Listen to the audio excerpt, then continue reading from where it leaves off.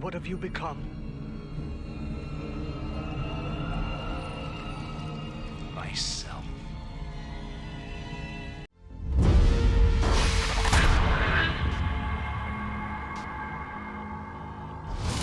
Hello, welcome back to YCFT. We are talking about...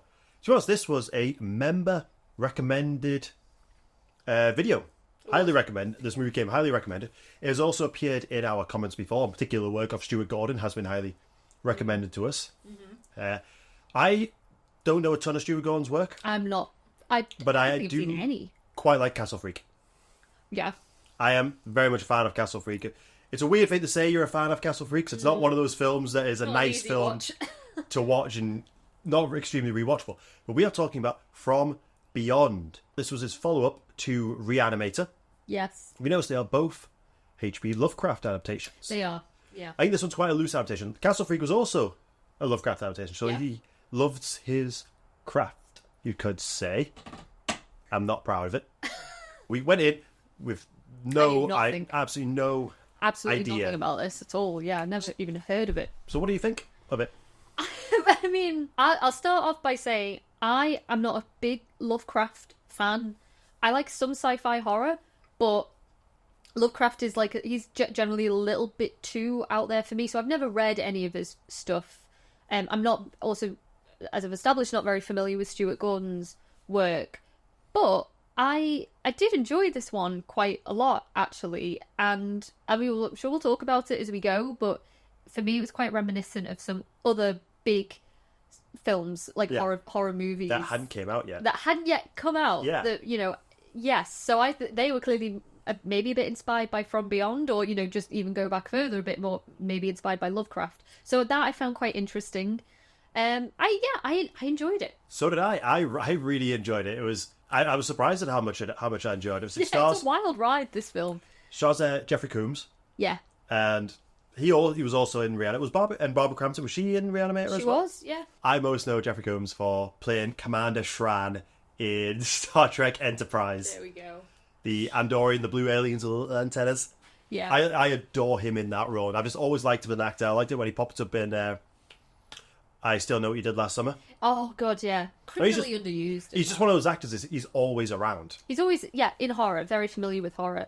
But the reason that Gordon cast Crampton and Combs in this is obviously, yes, he had worked with them in Reanimator, but because I think at the time he was kind of committed to doing a lot of Lovecraft stuff, which by definition alone, is quite wacky and it's quite out there and it's very much, reliant on special effects and stuff. He wanted to get like a cast of regular actors that he could work with, that kind of just knew what the score would be. He didn't want to work with someone that was maybe a bit hesitant, or when push came to shove was like a little bit reticent about doing a lot of Lovecraft stuff. So he wanted to work with the same people, have like a little merry band of actors doing Lovecraft adaptations.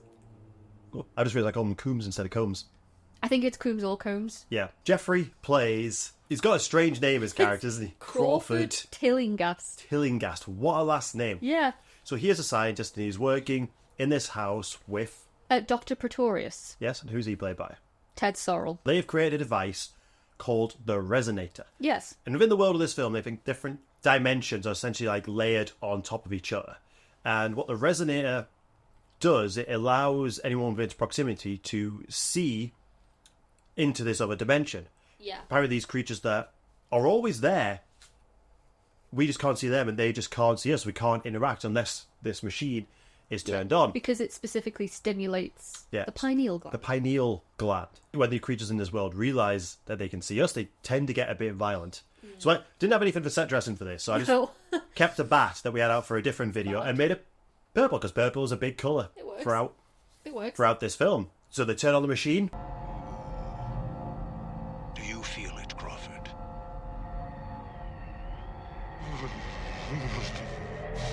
And Dr.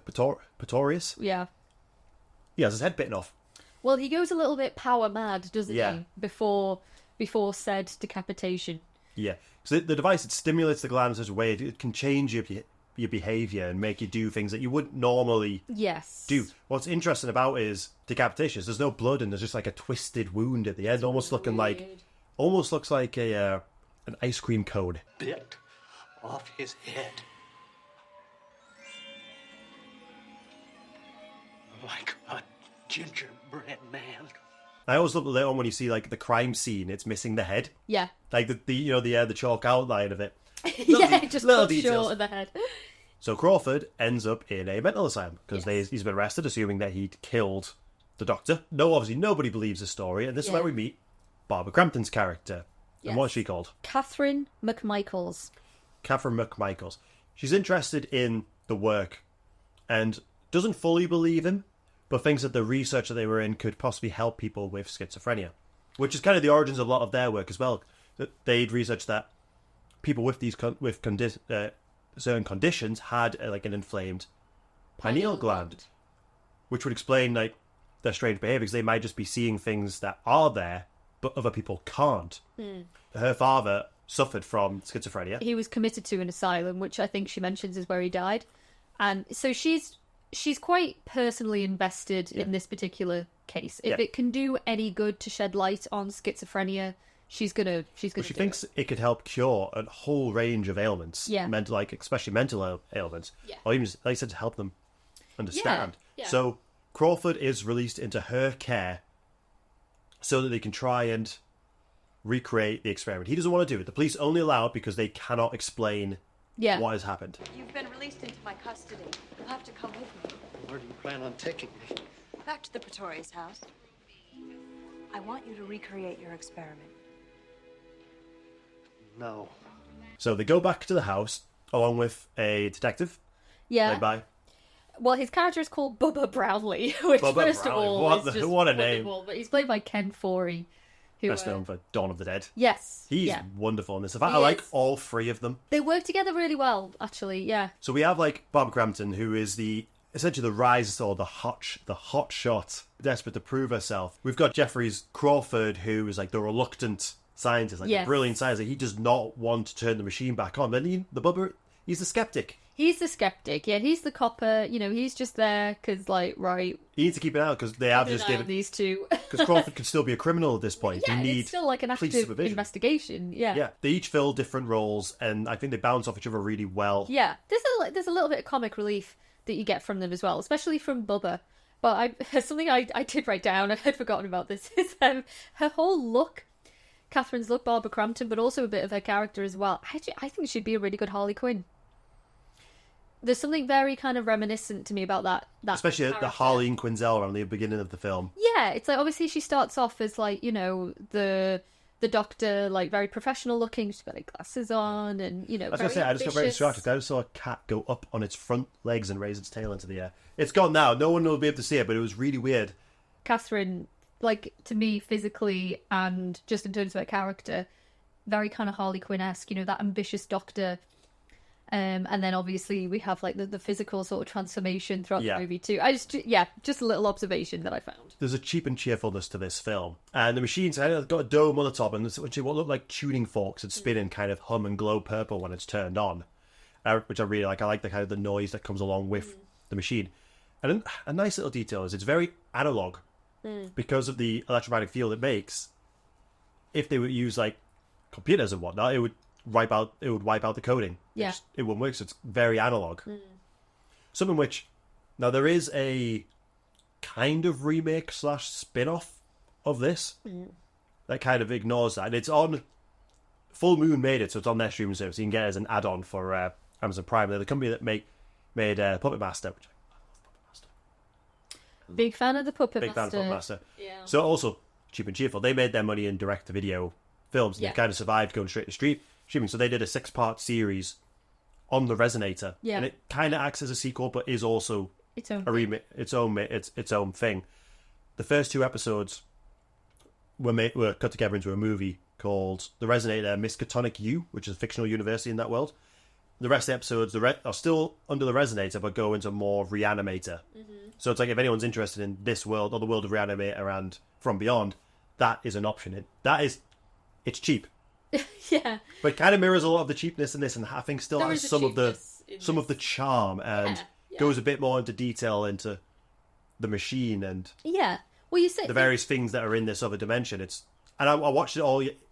I watched the whole 6-part series just to make this comment. That Yes, it exists. it exists. That it exists, and There is, I enjoyed it. there is for sure a cheapness to it, but at Especially the same time, the digital effects. yeah, but when it comes to the special effects, Oh, the practical effects in it are incredible. It's We're more. off It's to really the like it's the, races. when I say digital, it's the key. Not really digital effects because of the word we refer. It's the keying. The green screen of certain different creatures just hasn't aged well, but it's not distracting because it works with the weirdness yeah, of this world. So whenever the machine is turned on, it goes purple. yes, And I was discussing this with someone the other day. How does the film look so good when it was made for so cheap? And it's simple. Whenever the machine is turned on, yeah, we have the creatures that we see floating around, but it's always still the same set. They've just changed the lighting to be more like vibrant and otherworldly. And I'm like, Yeah. it's simple trick. just simple, like, simple cinematography, and that they do it so effectively Yeah. here. Like, there is such a difference between the world with the machine on and the world with the machine off. Off, yeah, for sure. And I really, really appreciated that. yeah, It's simple. very simple. Pretorius comes back. He is in the beyond. The first reveal of Pretorius is something. What I really like, I don't know how to describe the effects that they give the actor, because it is Ted Sorrell just with like prosthetics and stuff on him, isn't Yeah. it? Every time we see him, he looks different. He gets worse and he gets worse and worse. And the only word really I can use is just grotesque. Just completely deformed to the point where very reminiscent of The Thing, which obviously came after that. No, wait, The Thing was 82. Sorry, The Thing would have already been released. Yes, it's reminiscent of the Thing. Just, the physical kind of monstrosity that he becomes. But so we also come to learn from Pretorius in life, when he was still human, is guy was a bit of a sadomasochist. He was into some kinky shit. And very, vainglorious and, very, what's the word? Like, very narcissistic and, just horrible, horrible human being. When he comes back from, the machine version of Pretorius, even worse. Yeah.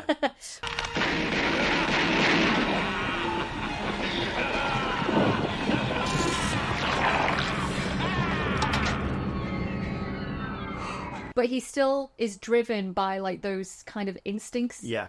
as well. And obviously the pineal gland is stimulating a lot of this as well. Yeah. It's like Pretorius on crack, essentially. He takes a liking to Catherine. He does take a liking to Catherine. And it's interesting because he wants her to experience things, but it's not like he wants to have sex with her. He wants her to become a part of him. Literally absorb her into his being. And Yeah. it does have to be said that the pineal gland, first of all, it is an actual thing. It is a real thing. It's not made up for the movie. It secretes hormonal melatonin. So it has... one of the effects is it increases sex drive. So Pretorius is horny, but yeah, it kind of goes beyond typical your typical sex drive. We interrupt our program to bring you this important message. We'd like to shout out our groovy members. We appreciate everything you do for this channel and helping us grow. You guys are awesome. They turn the machine off, and Crawford kind of assumes that that's going to be the end of it. Yeah. It's all right. It works. We're done. Yeah. Catherine wants more. Catherine's pineal gland is stimulated. Yeah. Very stimulated. Very stimulating. And one thing I kind of like, usually in these style of films, you'll have a male character who wants to go and do the dangerous thing again. And usually you have your spawn characters. Quite often there'll be a woman there saying, no, you're an idiot. This is stupid. And they don't get listened to. This is the reverse. Catherine is Both the one that's... Bubba and Crawford think, right, we're done now. Yeah. And she turns the machine on without telling them. Yeah, she does. Because they both start noticing like headaches and stuff like that. Yeah. So she turns it on again, and she does get sexually attacked by Pretorius, who's more monstrous at this point. It's he's not... Every time we see him, he's less limited by human form. Yeah. It's very cool. Every time the machine goes on, Yeah. things just keep getting All of them are worse. affected. Yeah. In different ways, because even Bubba, the first time that they're all witness to the machine being switched on, they're having that conversation at the dinner table, and he's like, anyone else get a little bit hard. excited? Yeah. And I really just I like the frankness of the conversation. But yeah, it affects Catherine tenfold. They're minds may be influenced by those creatures. Well, how about the hard-on I got? Is there a statistical correlation for that, too? Well, One time when she turns it on, Crawford and Bubba aren't in the room with her. I think they're actually asleep. Yeah. And they can't get up to it. Like, she's getting attacked by Pretorius. So they go down to the basement to try and turn the machine off. And they get attacked by like a giant worm. Everything he was designed to be phallic in some way. Yeah. As it's a giant worm, it's meant to be a penis. Yeah. But kind of with a vagina in it on the end of it. Yeah, best of both worlds. Yeah, Crawford straight up gets swallowed by the damn thing. Yeah. You've got Bubba just running around in his Speedo. This is, yeah. I appreciate. I think you pointed out because naturally we see some boobs. We see a it's lot also, like, of Barbara Crampton. Like, it's quite rare that you have a male character. Like, there's no male full nudity here, but you can quite clearly see his dick through his underwear.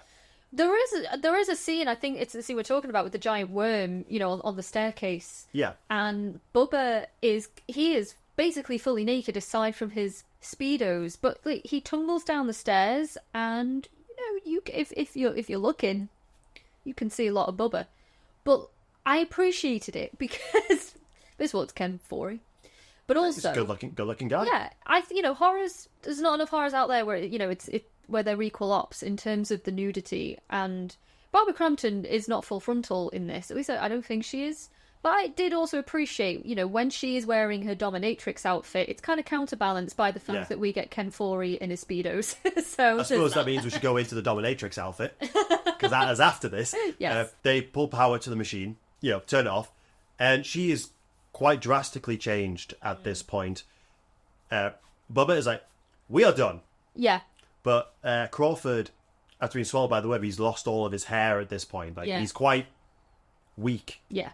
So they go, for some reason, they decide to let him rest in Pretorius' old room. Yeah. And she is very sexually stimulated at this point. She changes into a dominatrix outfit that she finds.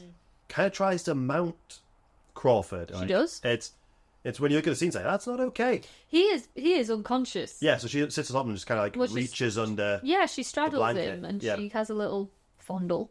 Not okay. Absolutely not okay. And thankfully, Bubba walks in on them and is just like, what are you doing? Yeah. And then she kind of quickly transfers her attention to Bubba and is hoping that he might be game. And he kind of looks like he is tempted, but he does resist. I mean, have you seen? Did you see Barbara Crampton in this movie? It is Barbara Crampton, but he does resist. Look at yourself! Look at yourself! Is that who you are? It's a compelling scene because there's not a lot of dialogue. We're basically just watching Barbara Crampton be completely affected by this thing, and almost going so far to do a really bad thing. Yeah, it's She had an awkward encounter with her son over this movie many years later. Yeah, so like many years later, her kid is like 13 or something, her son, and he comes home from school one day and he's like, "Mom, all the boys in school are laughing at me because they're telling me that you did a movie that they've watched where you're in a sexy black leather outfit." And he just like confronted his mum with this. And she's like, maybe we should watch it so you can see for yourself. So they did. But it was a bit of an awkward conversation. Yeah. I also imagine a bit of an awkward viewing experience as well. But Yeah. fair play to her for like allowing him to watch it. I wonder guess. if they watched the whole movie or just parts of the movie. Yeah, I just love the Because fact that it came home from school like, "Mom, It's not a movie for kids. everyone's seen your bits." Yeah, so the machine kind of turns itself back on. They're so losing control of the machine the more it's used. They have to have another encounter with Pretorius, and these bugs now start attacking them, and it kind of follows like wherever light is pointed. Bubba kind of sacrifices himself. In a way, he tries to distract I think they're bees. Because I think there's buzzing, isn't there? I think he tries to distract them because they're swarming Crawford and they're swarming Catherine, and he distracts them. But unfortunately, they all just make a beeline. Yeah. It's because he falls and drops the torch, and it points at him. Yeah. And, oh my god, this death! I was not expecting that at all. Holy sweet Jesus! Like, it was fantastic effects. Should also say, like, 4 separate special effects teams worked on this movie. I can see that, and it looks amazing. I think it's typical, like, hole in the floor so they can have his head, but he's just like a skeleton. They devour him to the bone. Yeah. He's still alive. That's the coolest thing about it. But yeah, Bubba does essentially sacrifice himself, so unfortunately he's out the picture. Yeah. We lost the policeman. Also, Crawford is now massively affected by the machine to the point where his pineal gland extrudes out of his forehead. After the machine is turned off this time, Yeah. to me, if the movie ended here, I'd still be that was a very fun ride. But it doesn't. There's more to come. There is Before I more. get into that one, one movie that we compared this to a lot, especially like the themes and the tone of it, is Hellraiser. Oh, for sure. Which obviously hadn't come out yet. It comes out a year after. The novella was out this same year. Definitely Clive Barker was a fan of some Lovecraft. I think so. Like, if those themes yeah. have come from the original source material, which anyone who's read this source material might be able to back us up on that. But there's definitely a lot of Hellraiser elements in here. Oh, and to an extent, absolutely. I think it deals with like the sexual side of it better than Hellraiser does. Maybe, yeah. Yeah, you could do a crossover of these films, and I think it would just you just got to look at the Resonator, like the lament configuration. Yeah, because in a way, like, what's he called? Frank?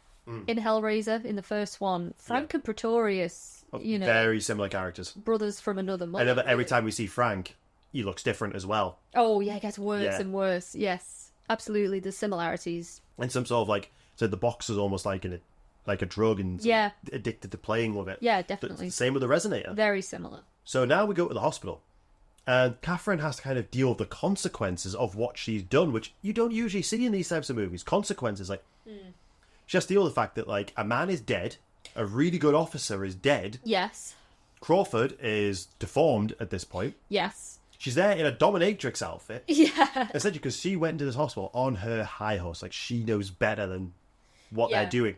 And she's been reduced to this. To this. To basically, she's about to be committed herself for the exact thing that she was trying to cure. Yeah, exactly. And I kind of really like that fall of grace, because ultimately, it is her hubris that has led them to this It is. situation. She insisted on turning on the machine again. It is her hubris. I think there is another female doctor in the movie. I can't quite remember the character's name, but right from the off, she does not like Catherine. Like, there's clearly a bit of rivalry Yeah. there. This young, hot doctor. This Barbara Crampton doctor. Hot shot. Yeah, exactly. And, you know, now this doctor is using all of that. You know, she's using what she has against her. Like, look at her. She's wearing a dominatrix outfit, for crying out loud. Well, she wants to go put her in the... Electroshock therapy. Yeah. Yeah. And it's Which is, like... brutal. That is her first treatment. Yes. It's like- yeah, you don't jump to that, surely. Yeah, that's how you can tell they don't She get doesn't along. quite like Catherine, no. At the same time, Crawford now wakes up. And he's hungry. And he's hungry. His pineal gland is taking over, and he wants brains. He does want brain. Yeah, and it's like he kind of sees things in purple, and then the brains are glowing. Yeah. So he kills the other, the mean doctor But he gets the brains through the eye. by sucking out through the eye socket. Yeah.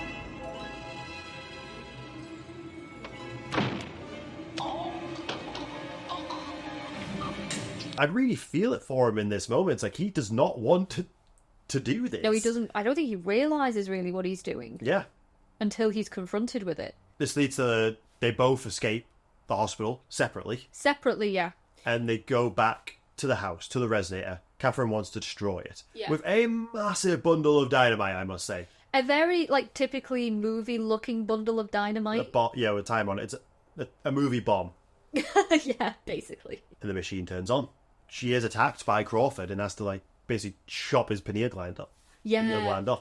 I love this whole ending. I think I read somewhere that... I think she bites it off, doesn't she? Yeah. Which, oof. Yeah. Especially when you look at, like, how phallic it looks. Exactly.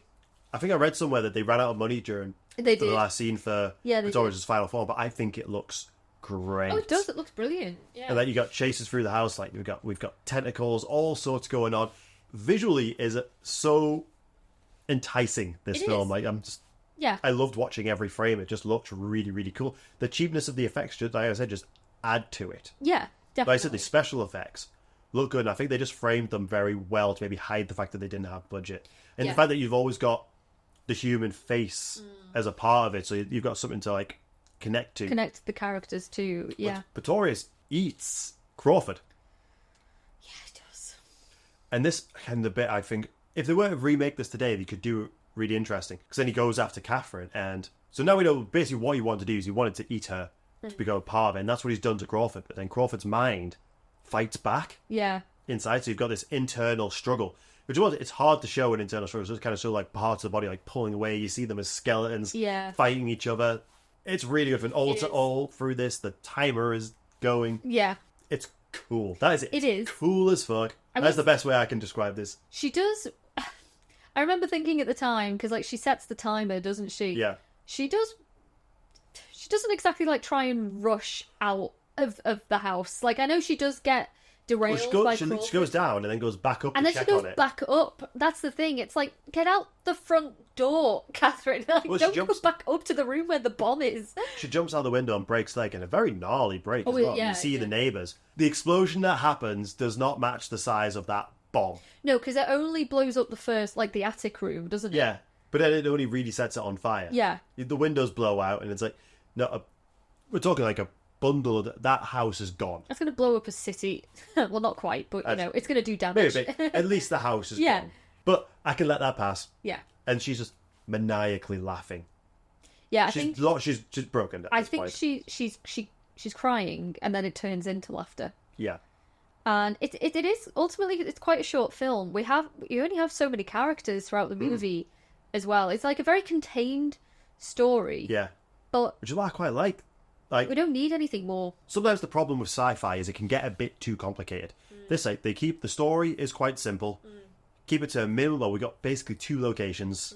We're mainly in the house, and you've got a good cast of characters that all represent different things. Yeah, all with different kind of ambitions, different agendas. But yeah, it's a wild ride, and as I say, like I did not know what to expect from it at all. And what are those things that Bubba is cooking?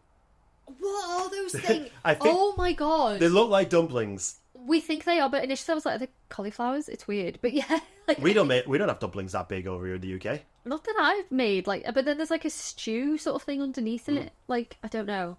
It looked pretty good, but yeah, It did look pretty good. that was our takeaway question from the whole movie. Yeah. But yeah, like sci-fi horror for me, it's like ordinarily this is probably not a film I would like choose to watch just by myself, like as a casual viewing experience. But yeah, sci-fi, as you say, like sometimes it can be a little bit too overcomplicated, or they lean into like the technical jargon a little bit much, which kind of takes me out of it somewhat. Whereas this, I'm following it all the way. It's not too overly complicated. Yeah. It's not complicated actually at all. We don't have a ton of science jargon. A lot of the science fiction elements are visual, which I think makes it quite accessible for audiences. Yeah, the body horror is really fantastic. I have to give the movie so many props. They use their money wisely. Yeah, the Resonator series doesn't quite have the body horror that Element this to has. it. What it does have is the creatures. Okay. Where we see more creatures. The worm-like creatures. Yeah, and other things. Got to say, it has some of the worst gunshot effects I've ever seen. But like I said, I would recommend watching From Beyond for starters. Like, Yeah, we rented it for like £2 Yeah. on Amazon, and then found that the entire movie is on YouTube. yeah, I would really recommend giving it a watch, and then if you really did enjoy it, at least give, I think, the first 2 episodes or the edited movie. It's about an hour long of the Resonator Miskatonic U. Yeah. If you want to dive back into that world again, it's like I'd even recommend that you give that a watch. okay. Yeah, I'm willing to. I need to check And then out. because you'll be on full moon, just watch Puppet Master. But just whilst you're there. Whilst you're there, just watch Puppet Master. But I'm also curious to check out more of Gordon's movies, because he clearly is a very good director. Oh yeah. Especially with, a fairly low budget as well. This movie, they shot it entirely in Italy, I think, purely for budgetary reasons. He said something like, if we shot this in America, it would have been a multi-million-dollar Yeah, I think film. Castle Freak was filmed in Italy as well, I believe. Probably, Reanimator's on my list. That's one of the big ones I want to watch this year. yeah. Especially you're a fan of Jeffrey Combs. Yeah. Combs. Commander Shran! Yes. I'm rewatching Enterprise in a minute, and I'm on the last season. I'm pretty sure I've just passed his last episode. I've seen a lot of Jeffrey Combs on my TV recently. Painted blue. painted blue a lot of the time. Yes. Yeah, I do really like him as an actor, and I know he does a lot of conventions. And I was really hoping the next time he's in the UK, if he does ever come up to the UK ones, we can get a chance to meet him, and I can be like Commander Shred. Commander Shred. One day. But yeah, it was a good recommendation. Yeah, like I say, it's not necessarily a movie I would have chosen to watch ordinarily, but I'm happy that I did. I think we got enough recommendations. Like, all right, let's see what this movie is about, and that was enough. And I'm very happy. I'm very happy with the outcome. Same. I will watch this film again. Yeah, because I had so much fun with it. Short film as well. I do like the occasional short film. Yeah, not like a literal short film, but it feels like shorter than average. But like I said, if that whole bit with the hospital and the ending was cut off, I would still be quite satisfied with the movie. I think it'd be a very fun time. Yeah. I remember watching the thing. Oh, there's more. There's more? Oh my god, there's more. We're back in the hospital. Oh, we got another set piece. Okay. Oh, brains. oh god, yes, brains. Let us know if you've watched this, and what's your favourite Stuart Gordon film? Which ones would you recommend that we watch? And have you watched Miskatonic You or any of the rest of that miniseries? And what do you think about it? Like, it doesn't stand up to the quality of this, but it's a low budget web series that has like the essence of From Beyond, and I think it's enough just to like scratch that itch. That was what I was feeling like. This film left me wanting more. Also, so I found more. So you found more. How faithful is this to the original Lovecraft story? Yeah, as far as I'm aware, it's not that faithful. Okay. I could be wrong. As I said, like, I don't know. I'm not familiar with Lovecraft's work at all, really. So I would be curious to know like where the faithfulness begins and ends. I've got a feeling we're going to watch a fair bit of Stuart Gordon's films, and then somebody like, right, let's just get it, because I know I think Reanimator Herbert West Reanimator, I think is the name of the show. It's a short story. Thanks a lot, guys, and we'll see you next week.